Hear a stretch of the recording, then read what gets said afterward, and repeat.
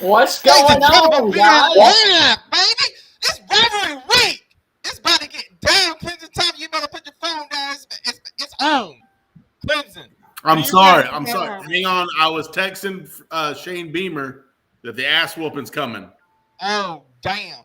Ladies and Don't worry gentlemen, about it. I don't know how y'all doing it in Mississippi. I don't know how you doing it in South Carolina, but I know how we're doing it in Alabama. The ass whoopings are coming. Auburn fans, you better be ready because the ass is going to hurt for a very long time. Stingray, how you doing today? Good, other than I cannot hear half of what you're saying, but I hear you're hyped. I'm damn hyped. I can't help it that we CTS provide cheap-ass equipment. Anyway, Clemson Tom, how you doing today? Dude, I'm doing great, man. I turned down a steak dinner, to hang out with you two jabronis, to sit here and talk about the daggum rivalry weekend that is this Saturday in college football. And I'm pumped. I don't care. You want some? Come get some. We're coming to Columbia, 7 p.m. Get your little towels ready. Get your little Gamecock in the shower curtain ready. Play your Sandstorm. Play your 2001. Tell Ric Flair we're coming for his ass too. I don't care. Spot the damn ball. Ass kicking commences 7:01 p.m. Saturday night. You want something? Let's go. I heard no matter what happens during the Iron Bowl, Auburn football players going to celebrate in the shower, regardless what happens. Stingray, how hyped are you? Mississippi State, Ole Miss, the biggest rivalry in SEC when it comes to fights. Man, I tell you what, you've got Lane Kiffin and Mike Leach, round number 2. Man, it's going to be on there in Starkville on Thanksgiving night. Oh, and let me also say this, courtesy of Cowbell Nation, the bells will be ringing in Starkville on Saturday. On Thursday. Get it right, Sting. It's Thursday. And you want to see some fights. Mississippi State and Ole Miss is where it's at. I mean, they throw down. Sting, how you feel? I'm looking at the betting lines. I'm going to save that for the end of the show because I want to save our picks till then. And so we will make our picks on all of these gigantic rivalry games at the end of the show. But guys, before we get going here tonight, I would like to also say we have some huge, shocking news this past weekend as Dan Mullen, the Gators coach, was finally let go from his tenure there down at Florida. What are your guys' thoughts of Dan Mullen and the demise of his tenure at Florida? Living in Florida, I'm not surprised the fans had turned on him.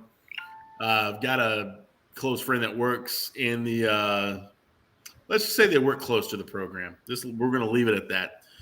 Dan turned into a real – can I cuss or no? Yes. Right, okay. We're live on Twitter. We're live on Facebook. Around this thing is Dan turned into an asshole. Just bottom line. He turned into very arrogant around the program. I don't know that for a fact. I'm just telling you what I heard. Never met the man personally. I don't know anything. I know his wife really loves the players apparently. Just telling you what I heard. So he was not a fan around the program with upper management, let's just say. So, I mean, it is what it is. You almost lose to Sanford. You get curb stomped by the Gamecocks, who are trash. Yes. You get stomped. You get embarrassed in the other Columbia to the Mizzou Tigers. I mean, we talked about it 2 weeks ago. If I even said if he loses one of these games, he was done. Yes. And you guys were like, no. He'll be fine. He'll be fine. But no, he's done. So I'm not surprised after hearing about he was rubbing people the wrong way, upper management wise. But it is what it is. Florida, I don't know who they're going to get. Rumors here in Florida are Billy Napier, Lane Kiffin, which I think is trash. Not trash coach. I think it's a trash rumor. Bob Stoops, which I just think is just a fun rumor. I don't think he's going to come back and coach. And gosh, I can't remember what the other one was, but it's all rumors at this point.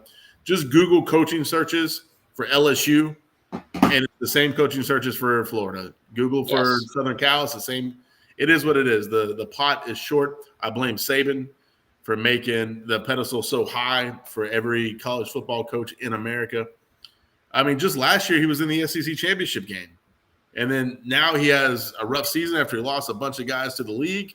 And the next thing you know, it's like, oh my gosh, we have to fire this guy because he's not well liked in the program. So it sucks. Honestly, it sucks for college football coaches because if you have one mediocre year, they want to boot you. Yes. I mean, honestly, it sucks, but it is what it is. Basically, you're saying Chris Mullen is not going to be part of Rivalry Week. Who's Chris Mullins? I mean, Chris Mullins. I said Chris Mullins. Coach, the head coach of Florida is not going to be part of Rivalry Week. Okay. He did not want to stay on. Well, you know what? Hey, bye.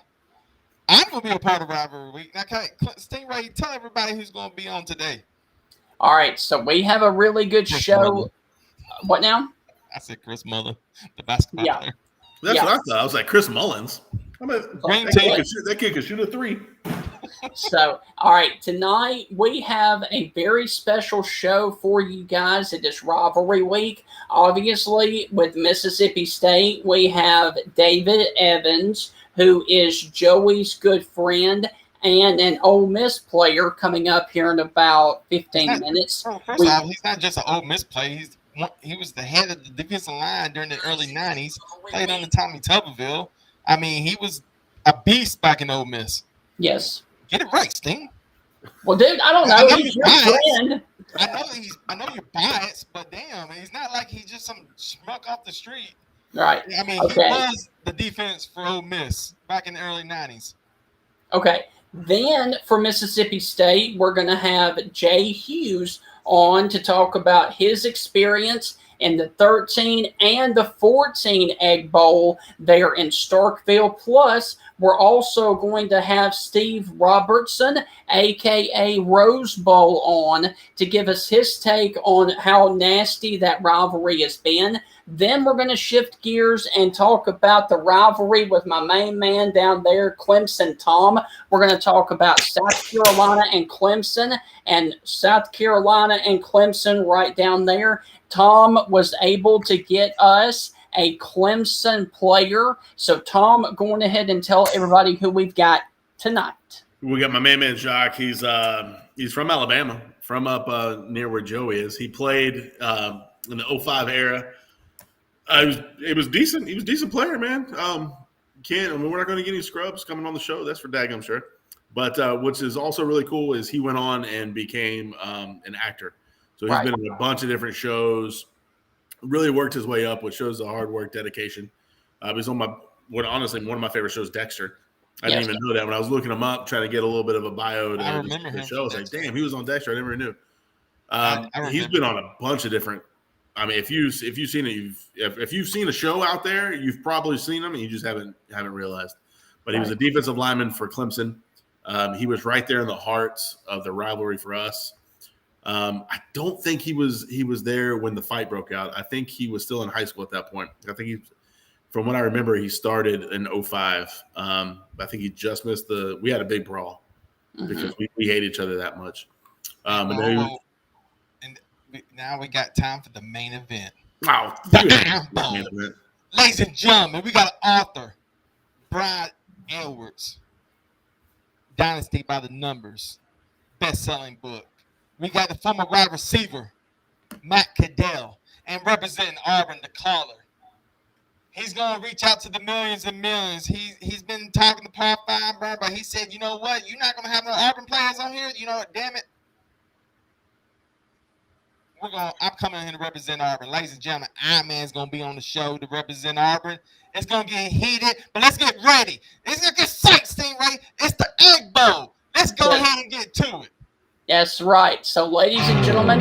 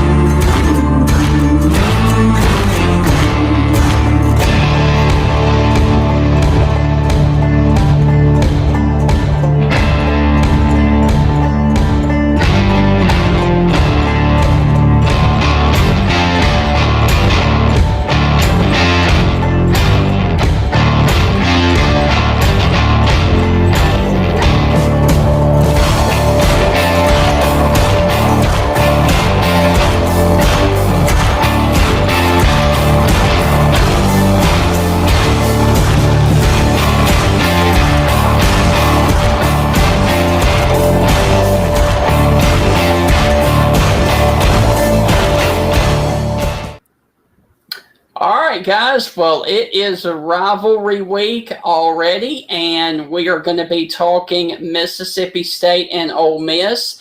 And our very first guest right here on the CTS is the one and only Steve Robertson, and you may recognize him as Rose Bowl and the guy who wrote Flim all about the Ole Miss Rebels and the Ole Miss Hugh Freeze scandal. So, Steve, how are you doing tonight? Well, I'm doing great. Beginning of the year, I think a lot of people projected Mississippi State as being out of the bowl picture. I did not. I said that State would be a bowl team, probably a Tennessee bowl game. Looks like it might work out even a little bit better than that. But there are a lot of people that doubted this team, and now State sits 7-4 with the rivalry game left to play, and now favored to win that ball game at home. So this could end up being a really good year when many people considered it a rebuilding year. Awesome. Well, Steve, let me just go on ahead and ask, when you look at the rivalry between Ole Miss and Mississippi State, for people outside of the state of Mississippi, go on ahead and tell everybody a little bit about the rivalry and how nasty it has become over, I would say, the past 20 to 25 years. Well, Steve, here's the thing that I would say about that. I've actually written a couple other books about the history of the State-Ole Miss rivalry called Stark Villains and Alpha Dogs. And the thing that you learn is that in the very first chapter in Stark Villains is called Contentious from the Beginning. And State and Ole Miss have never gotten along. And like all this, kumbaya stuff and let's all be friends, all that stuff only happens when State is good. I mean, nobody ever wants it to be a friendly rivalry when Ole Miss is winning big. It's always when State's playing well. But you go back to the very first meeting between the two teams, the game had to be delayed about 20 minutes because the Ole Miss coaches refused to take the field because a former Ole Miss player was playing for Mississippi State or Mississippi A&M at the time, and they were afraid that he would know their plays and their personnel. So State sat the guy out and still blew Ole Miss out in the ball game. In 1905, Mississippi State, and again, Mississippi A&M at the time, and Ole Miss played in Jackson for the very first time. Legend has it that every Mississippi State student attended the game. I don't know if that's true or not, but it's fun to say. Ole Miss had fired their football coach, or he had left about 6 weeks before the season started. Ole Miss only scheduled 2 games against UT Chattanooga and Mississippi A&M, lost them both, didn't score a single point. And following the game, somehow those cadets from Mississippi A&M found a coffin in downtown Jackson and had a full military parade funeral for the spirit of Ole Miss athletics and put Bully on top of the coffin and paraded down the streets of Jackson, right down Capitol Street. And so when people say this is a recent phenomenon, they're really kind of underselling the rivalry. It has never been a friendly rivalry. And I'll share with you a little aside too. Back in 1912, I believe it was, Ole Miss decided to drop Mississippi A&M from the schedule, and they said they were upgrading their schedule. Well, I think they were just tired of losing, so they didn't play State for 3 consecutive years. Finally played again, I believe, in 1915, and State took out 3 years of frustration by winning 65-0. So this is not something that has just kind of popped up here as of late. It's not a product of social media. This is basically a story of really cultural elitism within the state of Mississippi and the rebellion against that. And the rebels can't be the establishment and the rebels. It's been Mississippi State. It's been on the right side of change in this state for decades. Right.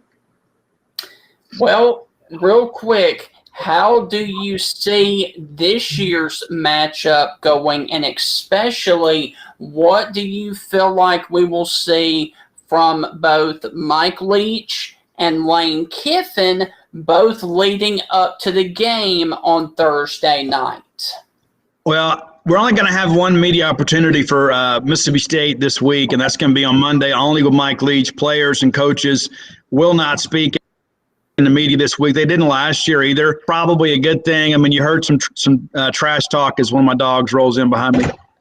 You had a little bit of trash talk yesterday by some of the Ole Miss players, but, I take all that in good fun. I don't think there's any reason to be upset about that. That's just kind of part of college athletics. But I think this game is going to be won or lost when Ole Miss has the football. Yes. If Mississippi State can get some stops, I think Mississippi State wins the game. If Matt Corral is able to sit back and kind of pitch and catch, and I know he hadn't run as much in recent games, I suspect he'll go all out in the Egg Bowl on Thursday, his final game in a Rebel uniform on the regular season playing field. But I think the bottom line is if State can get stops, Mississippi State's going to win this game. And I'll give you a hot take. If State has the lead at the half, State will blow Ole Miss out in the second half of the ball game. Ole Miss has not been a good second half team in the second half of the season. You mentioned that Ole Miss has turned around in the last couple of years. Have you at least admired the way Ole Miss has turned the program around in the last couple of years? Do I admire that? Yes. No, come on, give me a break. Let's talk about Flim real fast. It was a very controversial book. It really caused Ole Miss to go into probation. My question to you is: was it something that you did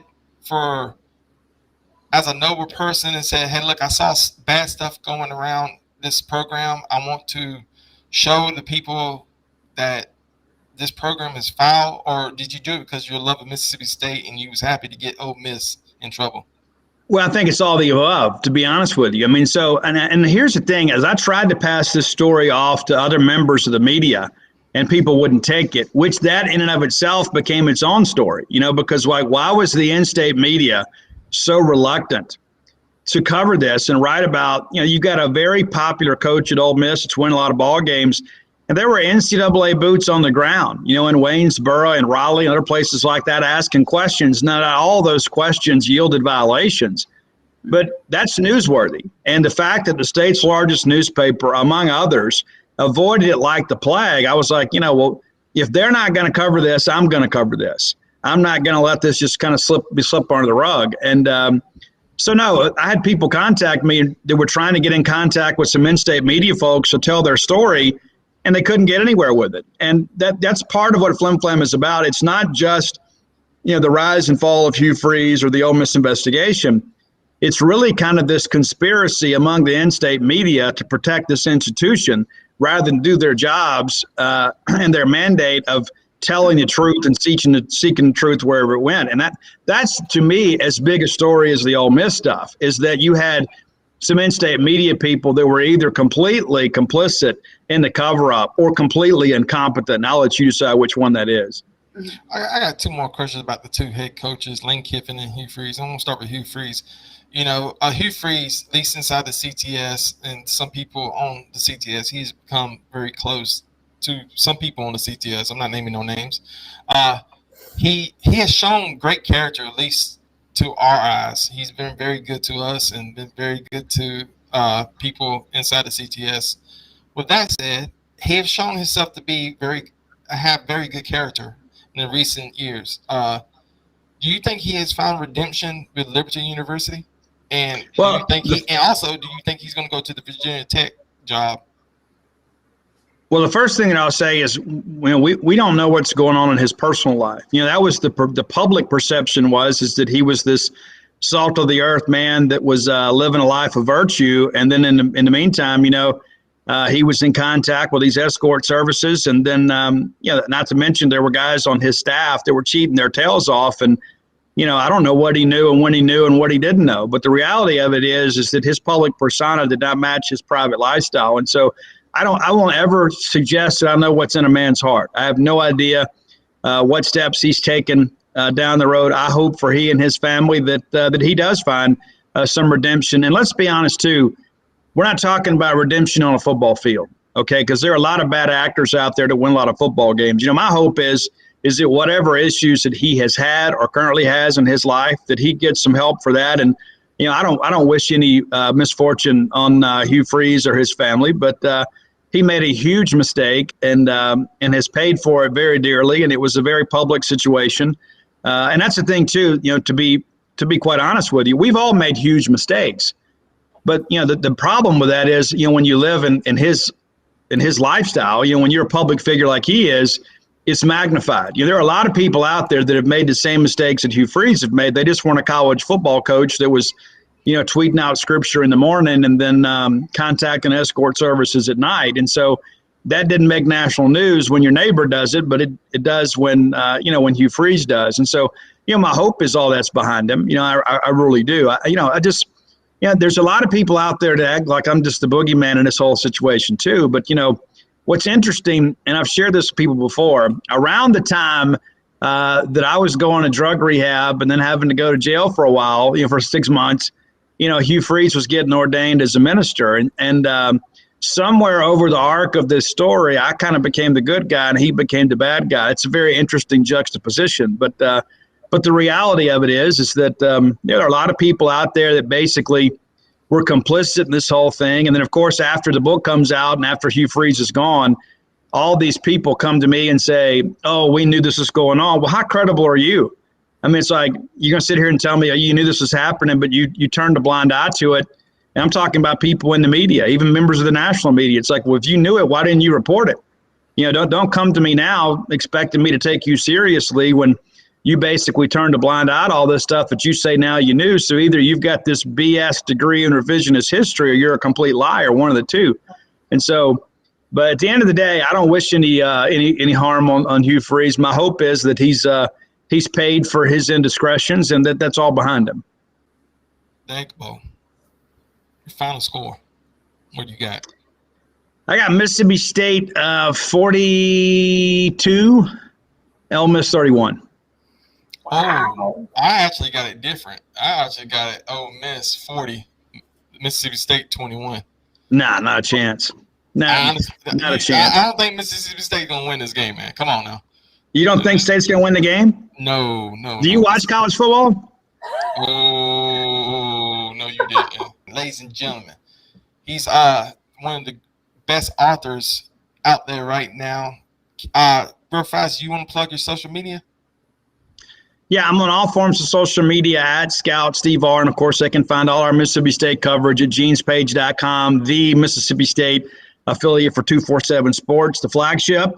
We've had a great relationship with them. And I'll be honest, it's been better than I ever expected it to be. We were with Scout for so long, and 247 was kind of the enemy. But now that we've been with them, it's been a great business model. It's been great for our business, and hope to stay with those guys for years to come. And, of course, I got 4 books on the market right now, and the new one will be out the next few weeks whenever the printer can get these things together. It's been very frustrating, but the book Dogpile will be out chronicling Mississippi State's national championship College World Series season. He's a man of a few words, but a man with a lot of class. Ladies and gentlemen, the one and only Steve Robertson. Steve, thank you for coming on the show, man.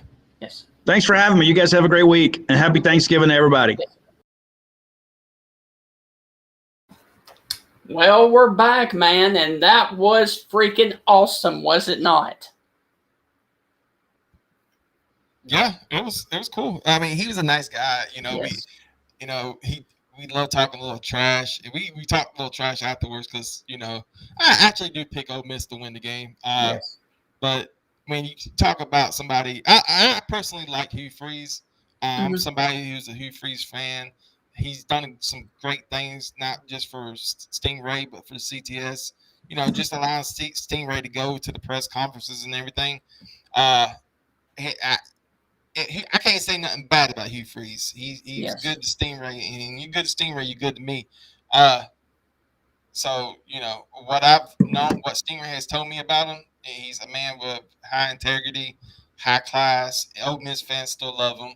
And, everybody has a chance for redemption. Everybody has a chance for forgiveness, and everybody deserves a second chance. And I think Hugh Freeze deserves that. But as for Steve Stevenson, he's somebody that we was glad to have on the show, and we hope he's part of the CTS family now. Yes. And he ever wants to come on and talk. If you ever get to meet him, Stingray wouldn't tell you this, but when he first signed on, I saw a picture of him on Google, and he was clean cut, kind of. And then all of a sudden, he signed on, and I was like, so when you first saw the interview, I was like, who? Like, really? Is this real? And I didn't know how to take it. But let's see what's going on in the chat rooms. Let's see, Jerry Miles Sweat?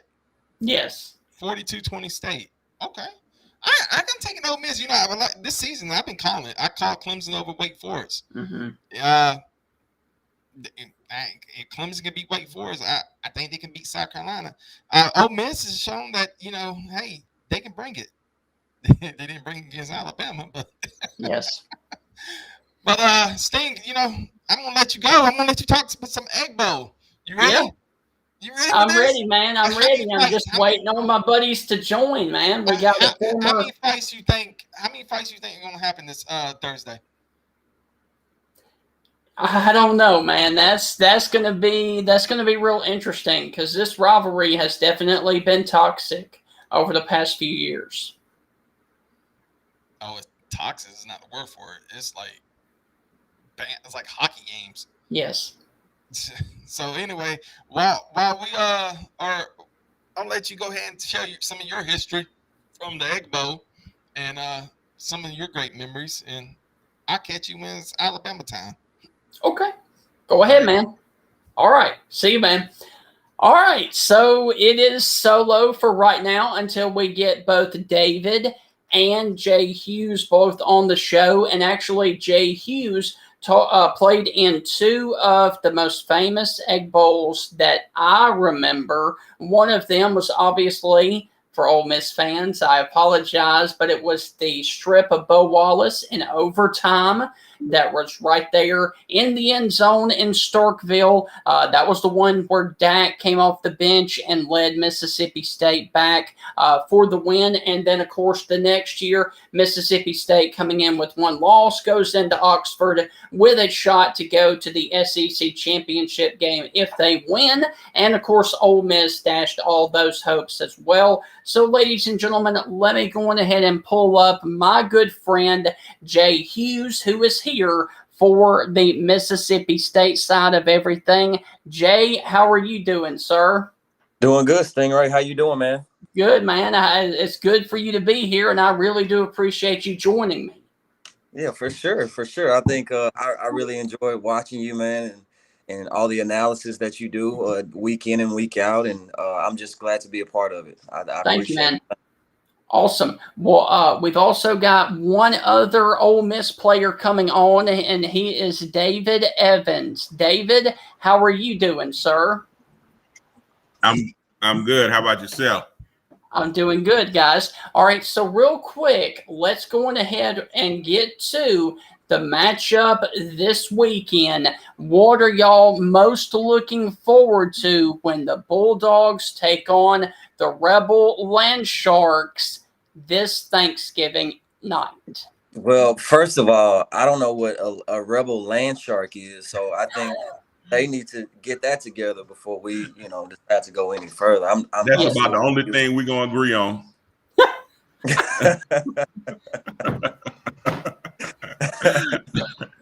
But honestly, though, what are y'all's thoughts about the two coaches, Lane Kiffin and, of course, Mike Leach? Well, I think both coaches have resumes that speak for themselves.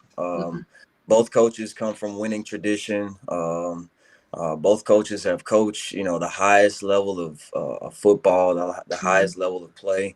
So I think that alone says a lot about the caliber talent that'll be on the field and the caliber coaching that'll be on the sidelines. Yes. David? I don't know a whole lot about Mike Leach's resume. I know he's a great coach, but I know the players. It's a ton of talent on both sides of the ball. I mean, NFL talent. Yes. And, those guys, I think a lot of them will get their chances this year. I don't know. Most of them may not be seniors, but I really, really like Ole Miss running game. And yes, believe it or not, I can say that now when I used to be like, but I really like the backs that they have because they run so hard. Right. And the receivers, oh my gosh, I'll put them up against any receivers in the country. Well, guys, I want to get both of y'all's most fondest memory of the Egg Bowl that y'all played in? And we will start with you, David. What was the most memorable Egg Bowl moment for you, sir? Well, for me, it was my senior year. It was in Oxford. We actually lost that game, but I felt like that was the best game of my college career. I think I had like 15 tackles, and it felt unbelievable at the time. And I was like, wow, and this is my last game, and we lost. But inside I felt good. Yes. So, Jay, what about you, man? Yeah. So I would say along the same lines, we were I think number 4 in the country. We came into Oxford my senior year. I think both teams that year were ranked top 5 at some point in the season. And so coming into that game, there was a lot of hype around, Dak and, all of these other things. And so, we felt like, we had, enough talent on the field to win the game. But ultimately, in the Egg Bowl, man, it's just about, who's going to last for 4 quarters. Yes. Who's going to be able to bang on the other guy for 4 quarters. And I think that just, in that game, we lost that game as well. In the third quarter is when we lost that game. I think we gave up 17 points on defense in the third quarter or something like that. And, I think we had the time of possession. We had a greater time of possession in that game, but we lost. We gave up those 17 points that we gave up in the third quarter really kind of crippled our chances of winning that game. Yes. But, that season leading up to that game was just the height of my career. The most excited I felt about playing football in general. So, yes. I'm just thankful we had a great season that year, and everything else, fell in line. Although we ended up losing the Orange Bowl that year, I think that season alone, said a lot about the state of Mississippi. Have just as much talent as any other state in the. So. Well, Jay, I want to ask you, and also David, you as well. But first, what was Coach Mullen's message to you guys every single year about the Ole Miss, in which he called that school up north? What was his message always to you guys every single year during that game? Yeah, so when I was a freshman in 2010, man, he came up with this whole slogan. I think that was his second year at Mississippi State. The school up north, or people call them T-Son, and it was like, we're not going to call them by their names. Kind of, just taking a jab at the school, just feeding the fire in the Egg Bowl, feeding the fire in recruiting, feeding the fire on the field, feeding the fire with the fans, this and that. And so that was basically, I almost thought it was kind of a branding technique that he used to draw more eyes toward the Egg Bowl. And, of course, everybody at Ole Miss kind of took that to heart, and, and so it's just fun. At the end of the day, it's just all fun. Yes. Well, let's also talk about, David, what was Coach Tuberville's message about Mississippi State and going down there and facing the Cowbell Nation? It was always never quit. We were gonna outwork them. We were gonna be in better shape than them. And he started that from the beginning of training camp to the day of the game, that we weren't gonna be outworked. We might get beat, but we weren't gonna be outworked. Yes. And that's what he drilled into us weekly. Right. Yeah. Well, let's go on and talk about your recruitment by Mississippi State. What ultimately made you decide to choose Ole Miss? I'm from West Point, Mississippi, which is right next door to Starkville, and it was a big deal at the time. Just from the history of Ole Miss, the background of Ole Miss. Everybody in my family, they didn't want me to go to Ole Miss. But my junior year, I went up there to camp. And at that point, I think it was solidified. The coaches, Billy Brewer was there at the time. Mm-hmm. The coaches, and it just felt like home. Yes. And I knew at that point that's where I'd be going to school. Mm-hmm. And I'll never forget the day. What was the guy? He was there. I think his name was Black. He used to be the coach in Tupelo, and he became the tight end coach at Mississippi State. And he was recruiting me, and he was sitting there. It was so funny. He asked me, what was it going to be? And I told him I think I was going to choose Ole Miss. And he was really, really upset. And he waited till we walked outside. He was like, I can get you whatever Ole Miss getting you. I said, what? A scholarship? It was just, I just thought that was so funny. Yes. So I've got to ask, though, obviously you said you lost your last game in Starkville, but honestly, looking back now, how difficult, David, was it to communicate on the field with the cowbells ringing? Oh my gosh. Outside of LSU, yes, which is always loud in LSU, Mississippi State, it was just hand signals. We came up with, especially the guys on offense. Defense is just reaction anyway. But the guys on offense, it's just you can't hear nothing. Right. And the only way to make that crowd noise quiet is to put up some points. Yes. So, but yeah, I hated it. I mean, everything is reaction. You can't hear a word. Mm-hmm. Well, Jay, let's talk about another Egg Bowl that you were a part of on the team, but unfortunately you were not in the game because the 2013 season you tore your Achilles, I think it was, correct? Yes. Okay. Well, let's talk about the 2013 Egg Bowl, the one where Dak came off the bench and then ultimately Bo Wallace was stripped. Talk about that game and the excitement of the crowd going into that game, and especially when Dak came off the bench in the fourth quarter. Okay. So that year we were 5-6 coming into the Egg Bowl. We had to win the game in order to go to a bowl game. It really wasn't a great season for us at that point, Stingray. Right. We were, it was all we had. The Egg Bowl was kind of like the highlight of our season at that point. And so, just like you said, in Oklahoma State, the first game of the season, I ruptured my Achilles.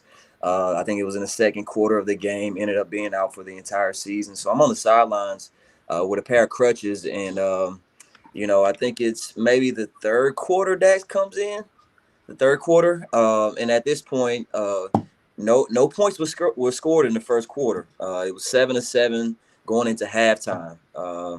And ultimately the game ended up going into overtime. And, that was just a spark when Dak came on the field. Guys in the locker room, we knew that Dak was special way before the world knew that Dak was special. And, and it was how he worked in the weight room, how he came in as a freshman, his attention to detail. And, ultimately, that's why the crowd was cheering so loud, because it was his moment at that point in time. And I think that was his debut being a quarterback at Mississippi State. And so ultimately the game goes into overtime. I think we kicked a field goal to tie the game up to take it into overtime. And then ultimately, Nico Willie strips the ball from Bo Wallace. And Jamerson Love downs it in the back of the end zone. Yes. But I think that game right there, kind of like what David was saying, was just a hard-fought game. And that's what the Egg Bowl is all about, man. It's about playing your guts out, playing lights out, playing fast, playing as hard as you can. And, if you're from Mississippi and you play on either team, whether it's Mississippi State or whether it's Ole Miss, the Egg Bowl just means a lot to you as personally. Because, you got your family name on your back. You got your school on your back. You got everybody in the stands rooting for you.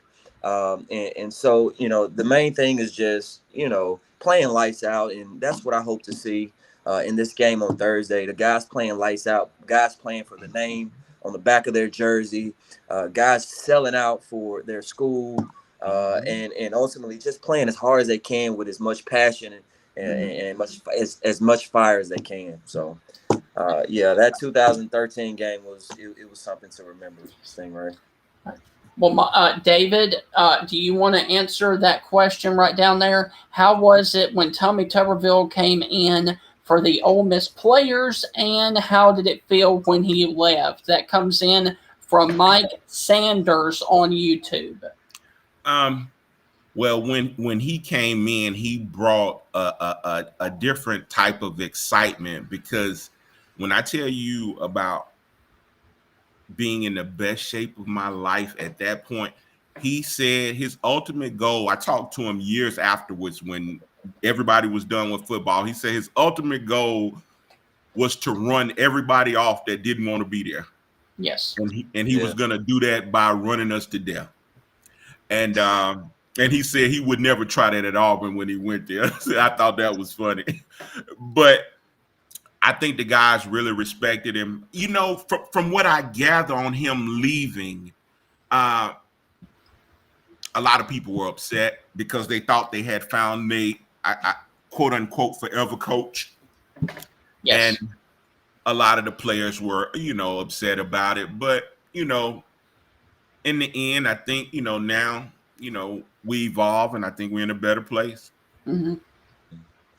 Well, guys, I have one more question about your playing days, and then a prediction, please. All right, first off is simply this. Jay and David. I'm going to start with Jay and then go to David. Jay, right now, if you are a defensive player coming out of high school, how excited would you be to play in Zach Arnett's defense in Starkville?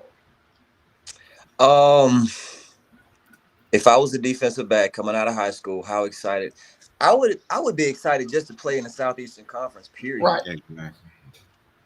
No matter what school it is, if you're playing at Kentucky, if you're playing at Vanderbilt, I mean, I think that degree is worth $100,000 out of the gate. Yeah. And so, whether it's Zach Arnett's defense or, whoever it is, I think it's an opportunity to showcase your ability every Saturday prime time on national TV. I like Coach's defense because he likes to send his blitzes from different spots on the field. And I was watching the LSU game. Not LSU, I think it was the Texas A&M game. Right. Where he just kept blitzing the quarterback, man. Let's get after the quarterback. Let's see if he can throw. Let's see if he can really read the defense. And, as a safety, when those guys come on blitzes, that's just prime opportunity for the quarterback to throw an interception. And if I'm playing for a defensive coordinator like that, I'm thinking interception, possess the ball.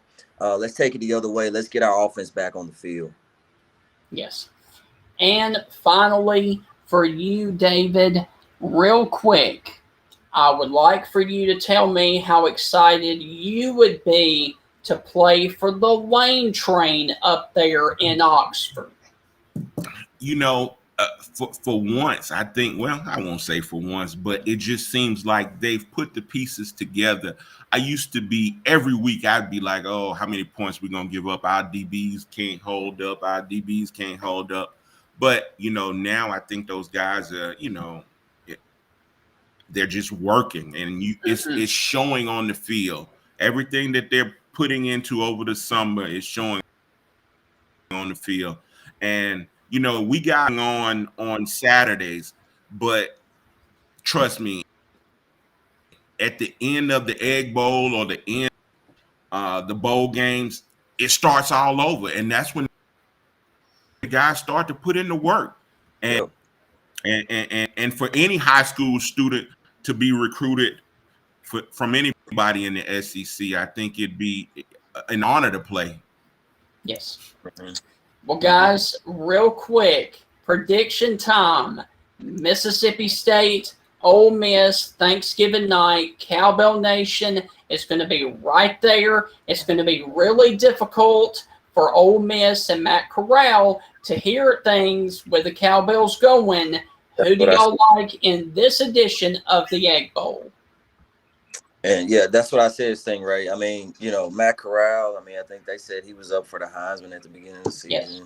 I think we have the best quarterback in the state of Mississippi in Will Rogers. Mike Leach has done an incredible job with this guy. The air raid offense is brought us all the way back, against Auburn. Beat Texas A&M at Texas A&M. Yes. I think all the work that, Coach Leach has done this season or this offseason is beginning to show. And I think in this Egg Bowl, we're going to peak to our highest. Then we're going to go on and we're going to win a bowl game. Okay, so this is just propelling his tenure at Mississippi State. And when the Rebels, Black Bears, Land Sharks, or whoever they are decide to come into town, I think that they're just gonna have to put in the work. They're just gonna have to play 4 quarters, and it's just gonna be smash mouth football. Who wants it more? All right, David, your thoughts. We need 10 wins. Sugar Bowl bound. No chance. No chance. Mississippi State has no chance. Yeah. Hey, look, I think Stingray, seriously, I think whose ever offense is on the field the most, Yes. that's who's going to win the game. Mm-hmm. Now, if Matt Corral is on the field for 41 minutes, 35 minutes, then Ole Miss, they got a good chance to win the game if he doesn't turn the ball over. But if Will Rogers, and Mike Leach decide to hold on to the ball for, 45 minutes, 41 minutes, whatever the box score is, whatever the time of possession is at the end of the game, I think that's ultimately who's going to win the game, whoever has the ball the most. Yes. Well, David, real quick, I want you to go on ahead and plug how people can find you and your business, and then Jay will let you do that as well. Okay. Yeah, you guys can find me at magnoliainvestigations.com. Phone number 855-276-6527. And hey, I can handle all your investigative needs, from domestic, insurance, fraud, anything that you need. I can handle it. All right, Jay, go ahead, man. I'm just on Facebook. You can find me on Facebook, Jay Hughes on Facebook. Send me a friend request. I'm coaching. I'm the head track coach at Terry High School in Jackson, Mississippi. We're chasing a state championship. So my main competition is Pearl High School. So, my main thing right now is winning a state championship in track. And so I'm trying to put the right athletes on the field, trying to put everybody in the right spot, make sure I put together a great team. Now, if you need anybody that needs to be trained for, especially DB training, I take pride in knowing in teaching DBs how to find the ball in the air, how to adjust their hips, how to break on the ball. I'm right here in Jackson, Mississippi. So you just find me on Facebook, J Hughes, Hughes, and I'm pretty easy to find. Well, guys, I really, really want to thank y'all for joining me tonight. And I got to say one last thing to the both of you. I hope that y'all have a safe and blessed, happy Thanksgiving. And as always, Hail State and hotty toddy for you, David. Gotcha. All right, guys. Nice to meet you guys. All right. Thank you. All right.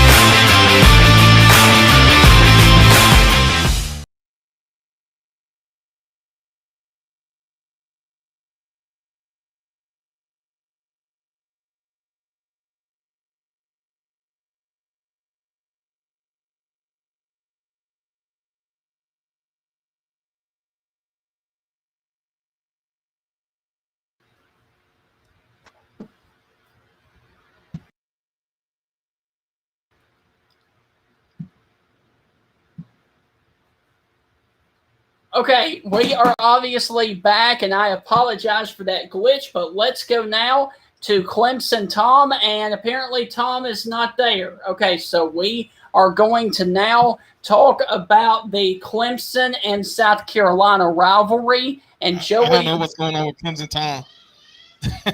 We told him to come back, bro. He's on, but he's frozen up. He's got his sound back on. It's live TV, ladies and gentlemen. We got Jock Mckissic on the line. Jock, can you hear me? Yeah, I hear you. Can you hear me? Yeah, we hear you. Okay. We got Clemson Tom back. Stingray and me, we're going to What the step out. world? I don't know what happened. It's the internet. As soon as you start talking Gamecock stuff, it's the gremlins, baby. Trust me. Cocky, bro. Cocky. Gamecocks are horrible people. Clemson Tom, do your thing, man. Listen, we're back. Where's Jock at?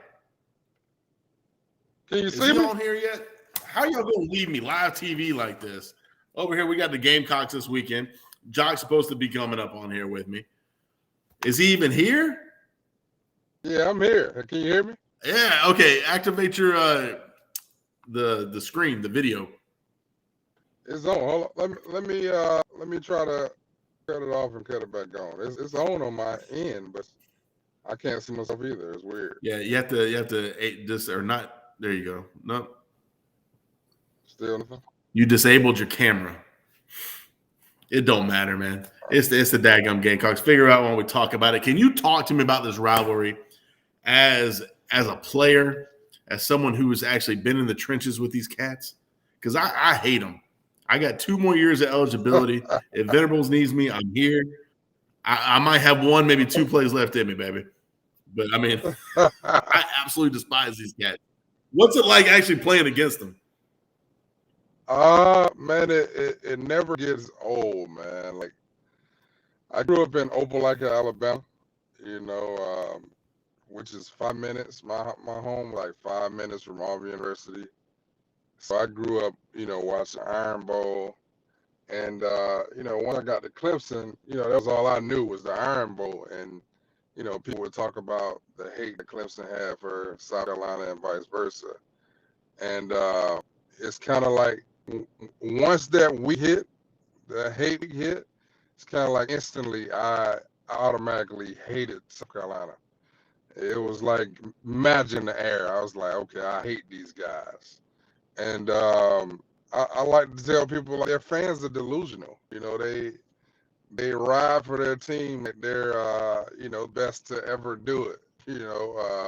I like the Cowboy fans up until this year. They actually are pretty Laker fans and Yankee fans. Yeah, that's them. Yeah. It's Like, like, they love to do basketball come basketball season.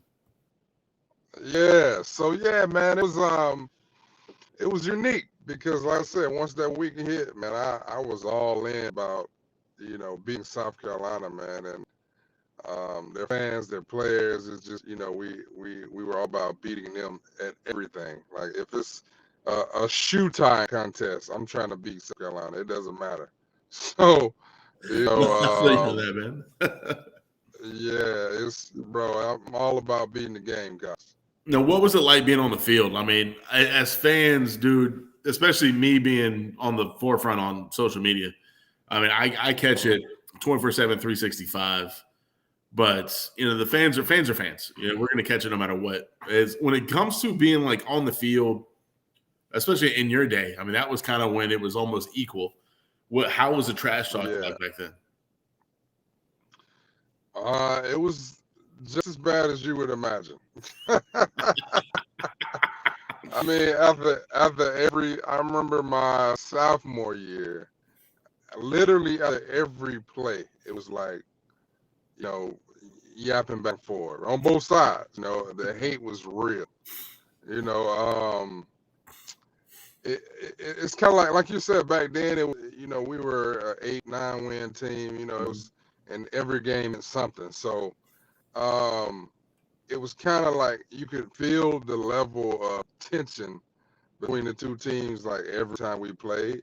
So it's a rival, yeah, but it also was a game that, helped decide which bowl game you were going to go to. So, the tension was heightened for sure. Nah, man, I definitely feel it. I remember back in 05, no, it was 04, the fight broke out at that game, and it was one of those things you could feel it just boiling over. And even now, I mean, Yeah. I can't remember what year it was, 2011, 2012. We had him at home, caught the pass, and DJ Swearingen just absolutely leveled. Oh my gosh, can't think of the running back's name in my head. I ended up playing for the Cardinals. Just leveled. He almost flipped. Andre Ellington. Andre Ellington, yeah, I couldn't even think of it. Yeah. And he flexed over Ellington. And then we had Mike Williams a few years later. I mean, after that, I mean, you had Clowney constantly talking trash to Taj. And then we had Mike just dragging like 2 DBs in the end zone, flexing on them. That to me was almost redemption. I mean, there for a while, the swagger level with South Carolina was they almost beat us. Sometimes I feel before the even game happened. I mean, especially with Swearingen. He was checking players from out of the locker room. Like, we're coming out for warm-ups. I'm on the field, and he's like bouncing. You know, he's in the zone because Swearingen. He's like checking players with elbows, and I'm like, we got to kick this guy out of the game. But I'm not saying we were soft, man, but like them cats back in Swearingen's days, I mean, they had a level of like Miami back in the 90s. I mean, Swearingen would just he belongs in prison. That dude's different. That dude is built different. That's why he's a strong safety. I mean, all he wants to do is hit people. I hated him, but dadgum, if he was wearing gold, he'd be my favorite player. Definitely a great player. Oh gosh, yeah, he's absolutely phenomenal. And I know the rivalry shifted over in our favor. This year, it's kind of I'm not saying we're having a down year. I'm not saying we're having a great year. I'm just saying we're working through some things. It's almost like a Jerry Springer special. And they're coming up. They got a new coach, but it's a night game. It's in Columbia, which I absolutely despise Columbia. I'm sure you do as well. Absolutely. I mean, they're always throwing. Were they throwing stuff on the field back in the day with you? Yeah. They were throwing. I hit with a Sprite bottle one year. Is that what they do? Like, why is that like their thing? The throws. Like, I don't know, man. They're always. I mean, I'm like, man, how classless can you be? You know, like it's the Gamecocks. Don't forget, man. They had a plumbing issue. The sewer system started flowing through their ice machine. They were having doo-doo ice at one game at one point. Oh yes. Oh, Google. Oh, Jock, you got to Google this one, bub. They had a plumbing issue, and it just factors in. It just factors into how bad they are as just a whole. No, they had a plumbing issue in the stadium, and so as you know, you buy a Coke, and they're hitting the Coke machine to get ice. It was pee, it was poop, we called it doo-doo ice. So as you hit the ice machine, it's flowing through. It was everything backed up into the concession stands. You can Google it. There's a whole story out. I mean, you had fans in the parking lot. Yeah, I mean, it's like a strip club in a parking lot. I don't know what it is about Columbia. I don't know what it is about their fans, but there's videos of them just getting it on in the parking lots at tailgates. I mean, it's horrible. I don't know what's wrong with this. I don't know what's wrong with these people, man. But it's just something. There's something in the water. Literally, it's something. Yeah, it's doo-doo ice. It's in the water. It just is what it is, man. But I mean, looking at this year as a player that's actually been in the trenches, obviously been on the D line trenches, obviously. What do we got to do to pull this one out and make sure we come home with a W, which I think we will. But let's just say, Jock, you were the assistant D line coach, whatever it is. What would you say to the team? So this year, how things are going, we got 17 guys that started at some point hurt. It's like an unprecedented year. Like, that just doesn't happen. You got this past Saturday, you got 2 freshmen starting at receiver, and then you got Will Winnie. So it's an unprecedented year. So what they need, to hear and to do this game is, you just got to shake off the whole freshman or the whole second team attitude, the whole, lack of experience, etc., and just go out and play. Like, everybody needs to understand how important this game is, not only to the season, but to the school, to the state, to the city, the fan base. And you just need to, for lack of better words, like my high school coach used to say, drop your balls and be a man. So, it's one of those. It's one of those games, man, where I feel if we play our game, and play with confidence that we play with against Wake, that we'll beat them by 20 plus. But it's also a rivalry game, and we know, a couple bad mistakes, it can go either way. So I just think, I know Swing will do a good job with instilling that confidence in all of the young guys that are being forced to play due to injuries, and also making them understand and realize the importance of the game. No, absolutely. Now, coming down to the rivalry, what, out of all the years that you played, which one was the most hostile game on the field with you guys? My senior year. What year was that? My senior year, that was 08. That was Sweeney's interim year. The game, Sweeney was the interim coach. Yep. And it was raining. It was muddy. For whatever reason, they felt like they were the better team, and we were having kind of a down year, earlier on in the season. And, Dabo was the interim coach. They just felt like they had the upper hand. And from the first snap, they told us that they felt they had the upper hand. And it was a dogfight, and we came out on top like we knew we would, and we thought we would. And it was literally a dogfight in mud the whole 4 quarters. So yeah. No, I remember that game. It was just looking back after talking to a bunch of you guys through the years of not only this rivalry, but just looking back on kind of everything. It's such a fun, even talking with fans, it's such a fun rivalry for the states. I think Dabo says it best with this rivalry. It's its own season after the season. The season happens, and then you have the South Carolina game.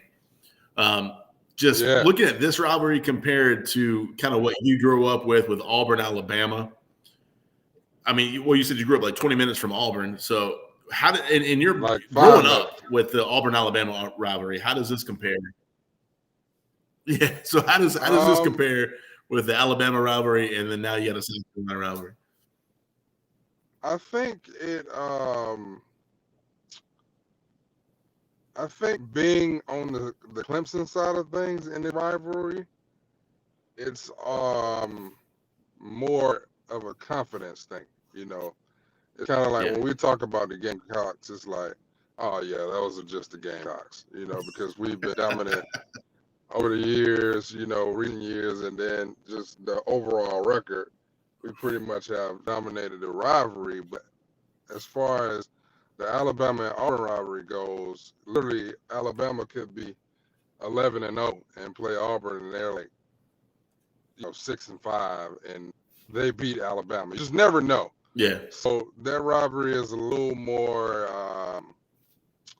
it has a little bit more back and forth with the fans. And, the Auburn fans, I like to say they're kind of delusional too. But, history has proven that sometimes they do beat Alabama, and Alabama is really good. Mm-hmm. So, as far as with Clemson and South Carolina, they talk, but at the end of the day, they kind of know that we own them. Yeah, we are big brother, and rent's due 7 p.m. Saturday night, baby. That's how we're going to get down. So what's your score prediction for Saturday?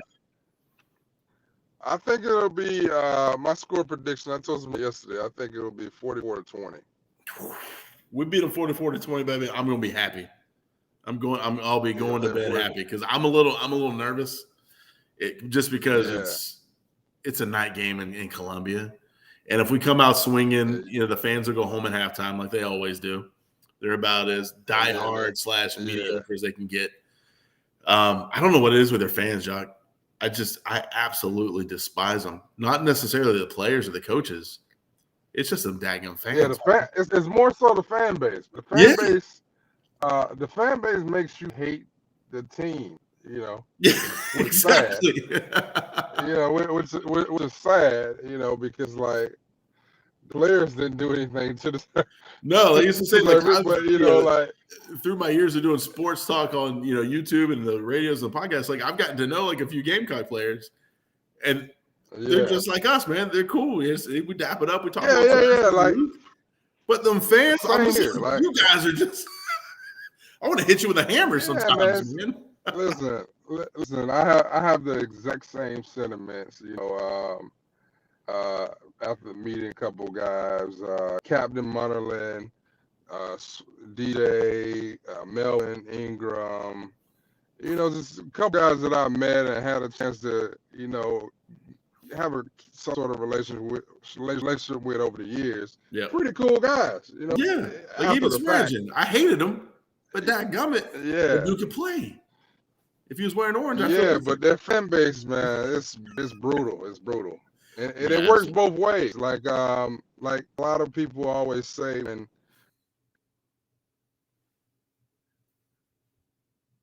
we lose you. Hello? Joey, I think we lost Jock.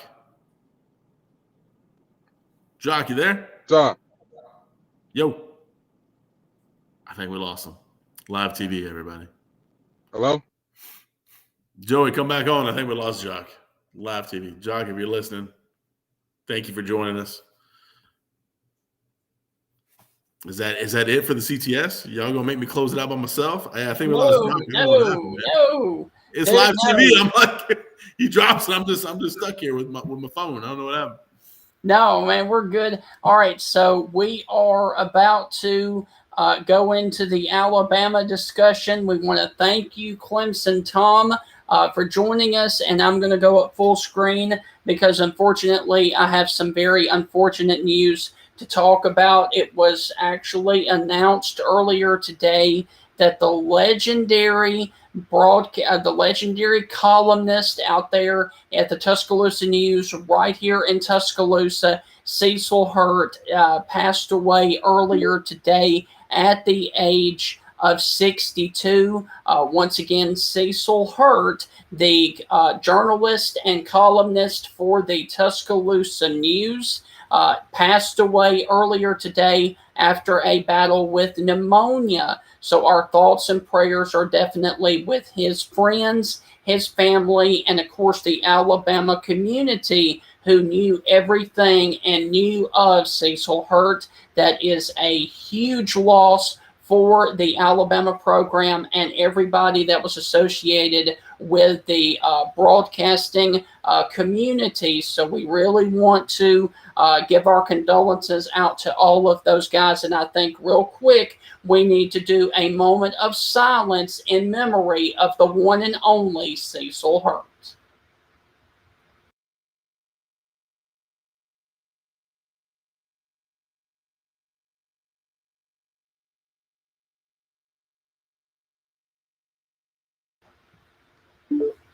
All right, and now we will talk about the Iron Bowl rivalry. So, ladies and gentlemen, here is the intro to get you hyped for the Iron Bowl between Nick Saban and Alabama and Brian Harsin down at Auburn.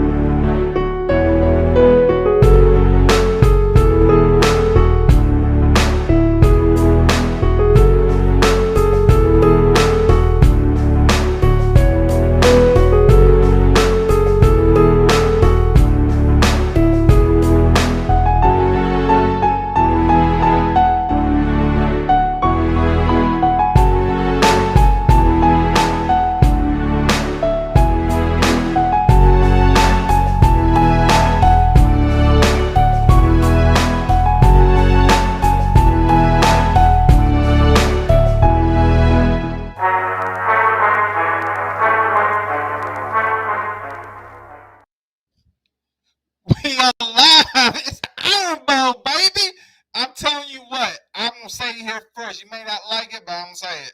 I'll piss on those damn trees. Ladies and gentlemen, it's Iron Bowl weekend, and we're going into battle. And I'm going into battle with my man, the one and only Mike Caddell. Matt, how you doing? I'm doing well. How are you all? Welcome back. And real fast, hey, we got the man, the myth, the legend. We got Mr. Author himself, the author of Dynasty by the Numbers, Mr. Brad Edwards. Mr. Edwards, how you doing? I'm doing great. What's happening? Oh man, I'm just happy to meet you. I read your book. Your book is a classic. Matt, where's your beautiful face at, man? I'm right here. I don't see you. I see myself on the screen. Oh. Okay, if you see yourself on the screen, that's all that matters. Hang on, let me see. Stingray, do you see Matt? I do not, but it's all good, man. Okay, where's Iron Man at? He's coming, but real quick, Brad, go on ahead and tell everybody about your book here while we're waiting on the Auburn guy. Yeah, I appreciate the opportunity. So it's called Dynasty by the Numbers. I just wrote it earlier this year. It just came out in August. And it's basically quantifying how dominant Alabama has been under Nick Saban.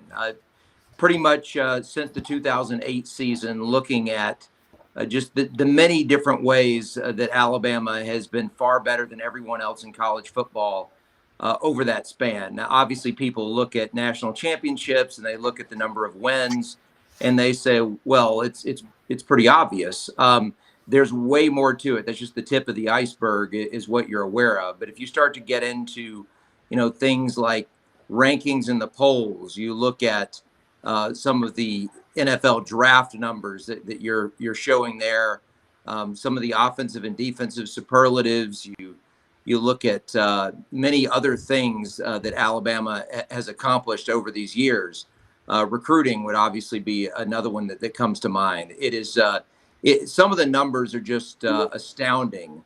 Not just what Alabama has accomplished, but how much better they've been than everybody else in college football over the last 13, 14 years. And I'm not saying that the dynasty is over by writing this book. But last year's team was just so phenomenal. I felt like it was a point at which it needed to be documented just in case it didn't get any better from that point. Stingray, we got an enemy in the house. From the Paul Finebaum show. He's the one and only. He keeps Paul in check. Ladies and gentlemen, Auburn's very own Iron Man. Iron Man, how you doing today? I'm doing well, live from the capital city, the cradle of Confederacy. How you doing, guys, this afternoon? Okay. Ladies and gentlemen, Iron Man, he's representing Auburn because all the Auburn football players got scared and only one man stepped up. We got the legendary, one of the greatest wide receivers of all time, Matt Caddell. We got the best author out there right now because he's writing about Alabama football, Brad Edwards. And of course now Iron Man. So let's go ahead and get the show started. Stingray, you gonna stay on with us, man? I can. You just let me know, man. This is your time. Hey man, stay on because we got the greats on now. This is the rivalry everybody's gonna be talking about right here. And let's start with Matt Caddell. Matt, I'm gonna bring him some sad news, man. When you played at Alabama, as memory serves me correct, you was there for the drought. I call it drought. Huh? Yeah, for sure.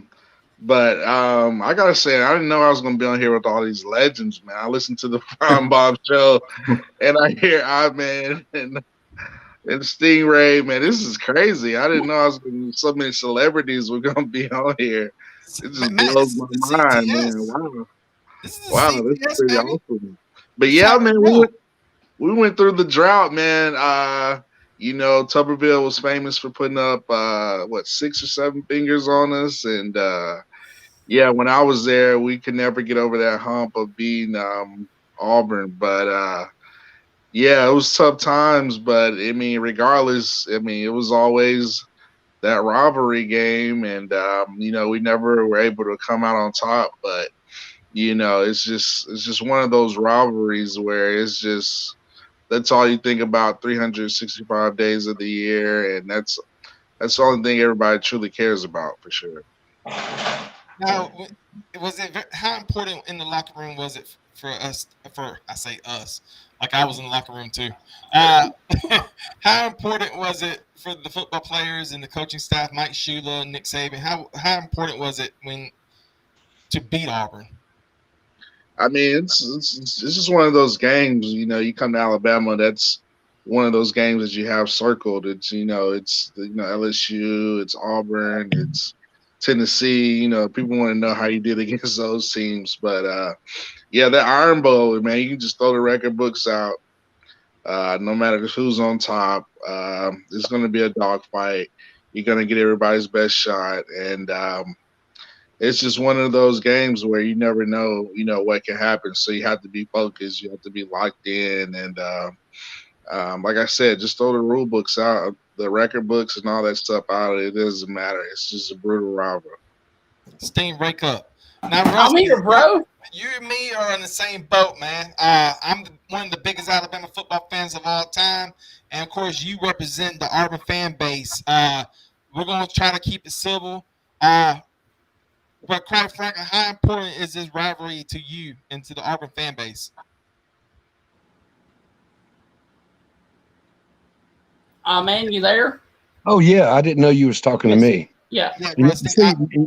Y'all are professionals at this. I'm just a novice guy in a den, No, I think it's a very important game. I mean, I've lived my life watching this game, and the fans anticipate it. I mean, all the families are Alabama, Auburn, or whatever the case may be. You pick a choice, and you live with that choice. Some people slip to the other side for whatever reason, and but it's a lifelong thing, and it's always been in good fun. It's just a game you anticipate, and like I said earlier, I mean, you got the LSU's, Tennessee's, and now Auburn's created a bunch of great rivalries once they went to the divisions with Mississippi and Mississippi State, and especially LSU. It's a brand of football that the rest of the country is not accustomed to, and it's what we expect every Saturday from everybody. And it's just one of the things you grow up doing. It's natural to us. Brad, you're a college football historian. I mean, by all means, you're not just a famous author. I mean, you're a college football historian. How in your research during Alabama, how important was the Auburn-Alabama rivalry, not only for you but for the book? Yeah, well, I mean, the rivalry has obviously been a big part of this Nick Saban era as far as what he has accomplished, and probably more notably what he hasn't accomplished. He had one of his better teams in 2013 going for 3 straight national titles, and obviously Auburn derailed that one. You had an opportunity for Alabama to ruin one of Auburn's dream seasons, and had a 24-point lead in 2010. Weren't able to do that, and then 2017, where it looked like Auburn had ruined another Alabama season, they were able to get in the playoff and still win it anyway. But certainly this rivalry has played a really crucial role in a number of the seasons that Alabama has had that have been really successful under Saban, and then at least one or two other seasons that might have been much more successful if they had been able to win the game. And as someone who spent a lot of time covering national college football, one of the things that's really stood out to me in recent years is, you look at Auburn and how well they generally recruit. I mean, they are for the most part a top 10 recruiter. Obviously, Alabama recruits at a level that is above that. Auburn has really good players. Alabama just has better players, but yet Auburn manages to win its fair share of these games. And I think there's a similarity in the talent discrepancy when you look at Ohio State and Michigan. Ohio State has better players than Michigan year in and year out, but Michigan still has really good players. But for whatever reason, Michigan can't beat Ohio State the way that Auburn occasionally is able to knock off Alabama. And I think, that's something that makes this rivalry much more interesting, is that just having the better players in this one doesn't always mean everything. And for whatever reason, it has seemed to mean everything in one of the other great rivalries in college football, at least if you look back over the last 15 years or so. You know, Spencer Rivalry, one of the good friends of the show, he said the game will show if Bama has improved or not, and Bama has to find heart if they're going to win the Natty this year. Matt, you're someone that played with a lot of heart every time you stepped on the field. I mean, you're one of the in my personal opinion, you're one of the great wide receivers at Alabama. Tell me, what do you see in this Alabama team, and do they have what it takes to go win the national championship? Now, everybody keep in mind, this is a young team. The captains of the team are a bunch of freshmen and sophomores. So, what do you think this young team can go and win the national championship? I do personally believe they're going to beat Auburn.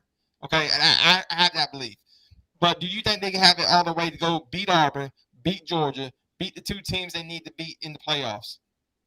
I mean, it's just dependent on, Spencer said it's the heart, it's the mindset. If they go out there with the little chip on their shoulder coming out ranking number 3, I think that should really, really kind of put a little extra motivation into those guys. As a fan, you would hope so, and as a former player. But, at the end of the day, it's up to the players. And so, I do believe they do have the potential to, but it's up to them. If they have to put together some, some games starting with Auburn to really, show that they're worthy of being, in those conversations. And they have to go out there and prove it. But, I do think they do have the potential. They're a very young team, but it's challenging, man. It's challenging to win in the SEC. It's challenging to go down on the Plains to win a game. It's challenging to win the SEC championship against a really great Georgia team. So, they got their work cut out for them. But at the end of the day, I do, believe the guys can do it. It's at the end of the day, it's up to them. So I believe hopefully, they got the right mindset and ready to put things together and kind of, get the things rolling that they need to be to kind of prove themselves worthy. I'm sorry. Before we get the questionnaires to Stingray, I want to ask I-Man a question. I-Man, two fans, you and me, but the fan base has got a little nasty in the last couple of years. Do you feel that the stuff that happened in 2010 with Harvey Updike, which I thought the city of Auburn was a little too rough on them, in my personal belief. Do you feel that in this year and the upcoming years that the fan base could, stay civil? I think the fan base as a whole has always been civil. Now, as far as Harvey Updike goes, I think they should have thrown the book at him harder. He's the one that brought it out. Nobody went looking for him. He's the one that broadcast everything. He's the one that brought all the attention. He wanted to be Superman, and he became Superman.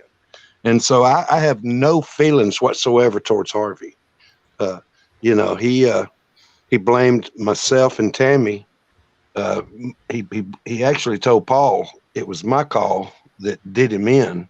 And I take that as an honor. If the fool is listening to the radio and is that shell shocked and he's that kind of a person, that's on him. That has nothing to do with Auburn, has nothing to do with the city, nothing to do with the radio. That's who he is, and that's who he's always been. And it sucks to have been him. You was talking about the number 2 and 3 rankings. I don't see where number 2 and number 3 has any bearing on Alabama. I mean, they're still right there. The only thing that did was change white jersey to red jersey, or red white. They're going to get Auburn's best 60 minutes, and they will have to go through Auburn. I think Alabama's favored for a reason. We all got eyes. We can see what's going on. My score was 38-17 before the line ever came out. I didn't realize it was 21 points. I just grabbed the score because I thought that's what Auburn could do, and I thought that maybe Auburn's defense could keep Alabama at 38. I don't know that they can. But, I don't know that Alabama can win the championship. But let me back up and say this too. We've always had this cliche: the SEC West is the toughest conference in the country. It definitely is this year because Alabama is not playing with the flair that they've played with, and we've seen all these teams beat each other in these round robin tournaments. I mean, you have this team beat that team beat this team beat that team. And this is probably the most competitive year I've seen in a long time in the SEC West. Unfortunately, injuries and those kind of things are catching up with some teams, and Alabama, they're going to get to the playoffs. I believe. Go ahead. You was going to say something. Well, I was listening. You were saying something more intriguing than what I had to say. Go ahead. Well, I'm just sitting here watching it. Alabama should probably beat Auburn. Everybody keeps talking about if Alabama plays Georgia close. Alabama's got to win or lose that game. That's it. I don't know that close is enough to get them in the playoffs with the way the rankings were tonight. They could be looking at a New Year's Day bowl, and that's not a bad thing. It may shell shock some of the Winter Liquor fans out there, but they need shocking sometimes. Well, Matt, I do hope Cincinnati does get to the playoffs, and I know this is about Auburn, Alabama, but I would love to see Cincinnati make the playoffs if they win out. Well, the last question to Matt and Stingray. He's got some questions for Brad. Matt, you know how ugly this rivalry can get. You was front and center. Any memories about on the field against Auburn and that got a little nasty? It's just like our man said and Brad said. It's just I'm over here in Georgia, and Georgia fans are riding high, but you run into a lot of Buckeye fans, and they're always talking about their rivalry. But I'm like, y'all don't have to live in the same state, and I'm like, that when you have to live in the same state, and that's the only thing y'all care about is college football, it's totally different. It's a different monster. It's a different animal.